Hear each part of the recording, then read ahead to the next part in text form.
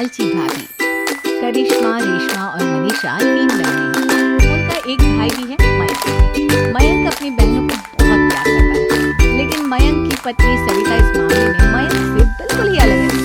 वो अपनी ननदों का जितना बुरा कर सकती है उतना बुरा करती ही रहती है और अपनी ननदों पर कुकुर भी चलाती है। करिश्मा, करिश्मा, तुमने अभी तक नाश्ता नहीं बनाया? तुम्हारे भैया को ऑफिस जाने में देर हो रही है। हाँ भाभी, बस अभी बनाती हूँ। करिश्मा, ये ढीलापन छोड़ दो, कल तो पराए घर जाना है।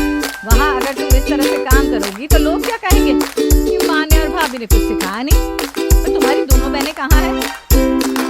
रेशमा मार्केट गई है और मनीषा सो रही है। क्या?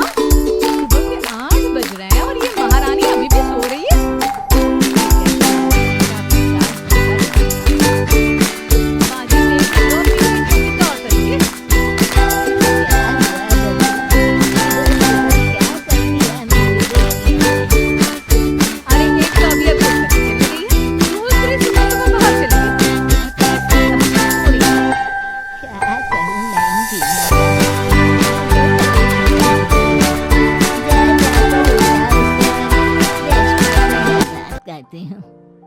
सविता सीधा मनीषा के कमरे में जाती है और उससे कहती है, महारानी जल्दी उठो, सूरज सर पर आ गया है। भाभी थोड़ी देर और सोने दो ना, मैं रात को लेट सोई थी। वो क्या है ना, यूनिट टेस्ट चल रहे हैं। शराफत से उठती है या नहीं, या फिर पानी की भरी बाल्टी डालूं तेरे ऊपर? नहीं भाभी, मुझे बिस्तर में नहीं नहाना, उठती हूँ मैं। मनीषा जल्दी से उठकर बाथरूम में चली जाती है। सभी आराम से बैठकर नाश्ता कर रहे होते कि तभी रेशमा बाजार से हाथ में सामान लिए आ जाती है। रेशमा को देखते ही सविता उस पर बरस पड़ती है। लो, आ गई महारानी। ऐसा भी क्या सामान लाना था जो सुबह आंख मलते ही बाजार की तरफ रवाना हो गई?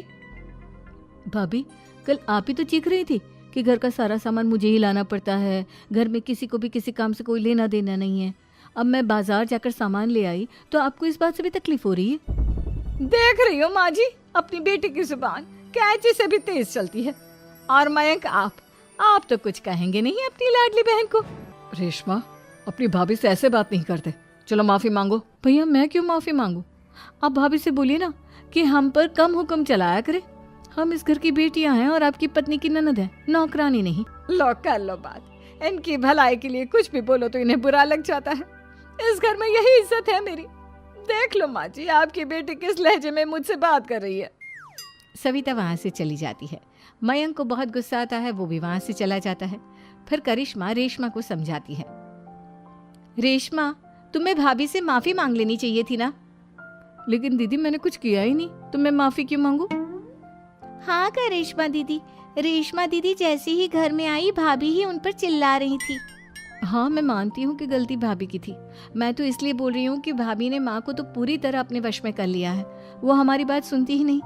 मयंक भैया हमारे लिए हमेशा खड़े रहते हैं, इसलिए उनकी बात का मान तो तुम्हें रखना चाहिए था ना। कोई फायदा नहीं दीदी, कुछ दिनों की बात और है, भाभी उन्हें भी हमारे खिलाफ भड़का देंगी। फिर वो भी माँ की तरह हमारी किसी बात का विश्वास नहीं करेंगे। इसी तरह सविता अपनी तीनों ननदों को किसी न किसी बात पर परेशान करती रहती थी। एक दिन मयंक अपनी तीनों बहनों के लिए गिफ्ट लाया। क्या रेशमा, ये तुम्हारे लिए हार का सेट। रेशमा, तुम्हारे लिए सुंदर सी ड्रेस। और मनीषा, तुम्हें किताबें पसंद है ना, तुम्हारे लिए किताबें लाया हूँ। थैंक यू भैया। थैंक यू भैया। थैंक यू भैया। करिश्मा, तुम्हारा नेकलेस कितना सुंदर है, ये भैया कहाँ से ले आए होंगे? मैंने भैया को 3 दिन पहले फोन पर ये डिजाइन दिखाया था और आज भैया ये ले आए। सविता तो अपनी ननदों के गिफ्ट्स देखकर जल गई और करिश्मा का नेकलेस तो उसे भी बहुत पसंद आया था। अपनी बहनों के लिए कितना अच्छा नेकलेस लेकर आए हैं, मुझे कभी कोई गिफ्ट नहीं दिया। मैं आज ही ये हार चुरा लूंगी। रात में सविता करिश्मा का हार चुरा लेती है और इसी तरह उसे अपनी ननदों की जो भी चीज अच्छी लगती वो उसे मांगती नहीं, बल्कि रात के अंधेरे में चुरा लेती। इसी तरह दिन बीतते गए और सविता ने मयंक के दिल में भी उसकी बहनों के लिए नफरत पैदा कर दी। एक दिन मयंक ने करिश्मा और रेशमा के लिए रिश्ता देखा और ये बात उसने घर में सबको बताई। माँ, करिश्मा और रेशमा के लिए बहुत अच्छा रिश्ता आया है, वो लोग कल इन्हें देखने आ रहे हैं। आप और सविता मिलकर सारी तैयारी कर लेना।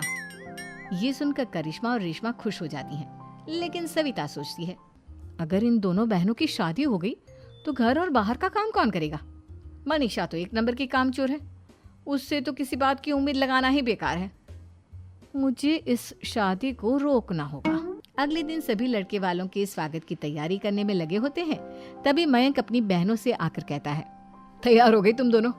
देखो दोनों लड़के बहुत अच्छे हैं, मैं कोई कसर नहीं छोड़ना चाहता, इसलिए तुम उनके सामने अच्छे से बिहेव करना और अपनी भाभी से लड़ने मत लग जाना।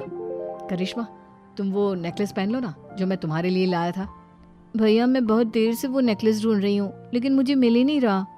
क्या तुमने नेकलेस खो दिया? तुम्हें पता भी है वो कितना महंगा था? तुम कोई काम ढंग से नहीं कर सकती। मयंक गुस्से में वहां से चला जाता है। थोड़ी देर बाद लड़के वाले भी आ जाते हैं। वो दोनों बहनों को पसंद कर लेते हैं और रिश्ता पक्का हो जाता है। लेकिन सविता के दिमाग में तो कुछ और ही खिचड़ी पक रही थी। वो पंडित जी के पास करिश्मा की कुंडली लेकर जाती है और उन्हें पैसे देकर करिश्मा की कुंडली बदलवा देती है। जब लड़के वालों के पास करिश्मा की कुंडली जाती है तो वो दुर्गा को फोन करते हैं। बहन जी, हमने करिश्मा की कुंडली अपने पंडित जी को दिखाई थी। आपकी बेटी की कुंडली नहीं बल्कि दोषों का पिटारा है। देखिए, मैं और मेरे पति इन सब बातों में बहुत विश्वास करते हैं, इसलिए हम आपकी बेटी से अपने बेटे की शादी नहीं करा सकते। इस तरह करिश्मा का रिश्ता टूट जाता है और सभी घर वालों को बहुत दुख होता है।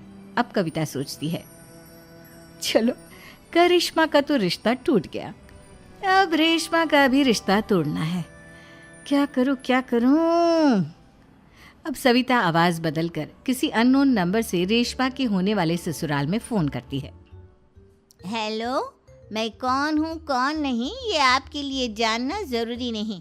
बस इतना सुन लो कि रेशमा का 2 साल से किसी के साथ अफेयर चल रहा है। बस रेशमा का रिश्ता तोड़वाने के लिए सविता का इतना कहना काफी था। अब रेशमा का भी रिश्ता टूट गया। मयंक और दुर्गा देवी ने रेशमा को खूब खरी खोटी सुनाई और उससे बार बार उस लड़के के बारे में पूछने लगी। आप दोनों मुझे क्यों परेशान कर रहे हो? अरे कोई लड़का होगा मेरी लाइफ में तो मैं बताऊंगी ना, जब कोई है ही नहीं तो कहाँ से लाऊं मैं कोई लड़का? तो तेरे होने वाले ससुराल वालों को फोन किसने किया था? माँ मैं नहीं जानती किसने फोन किया था, मैं सच कह रही हूँ। मैं तो पहले ही कह रही थी इसकी लगाम खींच कर रखो, लेकिन मेरी सुनता ही कौन है। आप चुप रहिए भाभी, ये सब आपका ही किया धरा है।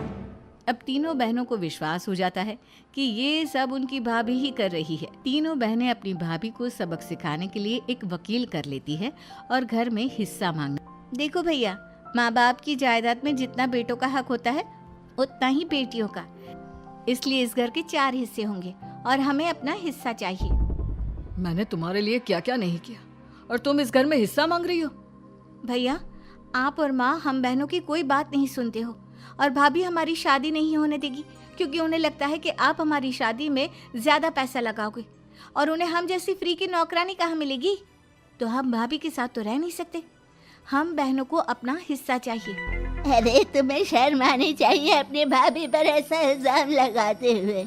वो तुम्हारे बारे में कितना सोचती है। हाँ माँ, भाभी हमारे बारे में बहुत सोचती है। दिन रात बस यही सोचती रहती है कि किस तरह से अपनी तीनों ननदों को परेशान करूं और कभी मुझे पढ़ने भी नहीं देती।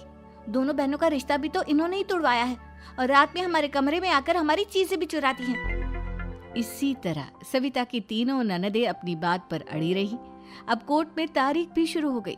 जब सविता को लगा कि उसकी तीनों ननद इतनी आसानी से नहीं मानने वाली, तो उसने अपने पति और सास को सारी सच्चाई बता दी और अपनी तीनों ननद से माफी मांगी। मयंक और दुर्गा को भी अपनी गलती का एहसास हो गया। अब सविता खुद करिश्मा और रेशमा के लिए अच्छा रिश्ता ढूंढती है और उनकी शादी करवाती है।